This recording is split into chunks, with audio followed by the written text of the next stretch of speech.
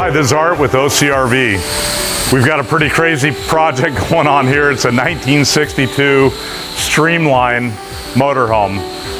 Customer brought this to me, really great group of guys. They're USC alumni and fans, and we are building this for a USC tailgate machine.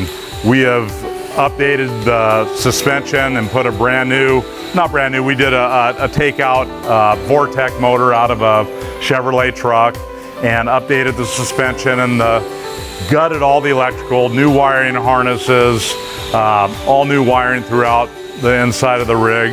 We're putting solar panels, lithium batteries, nice generator.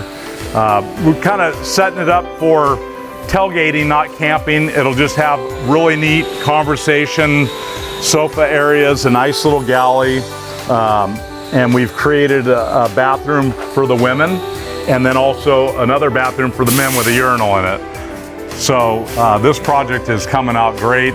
We just showed you a little trailer that we're building. So if you've got anything crazy you want to build, come see us at OCRV in Yorba Linda.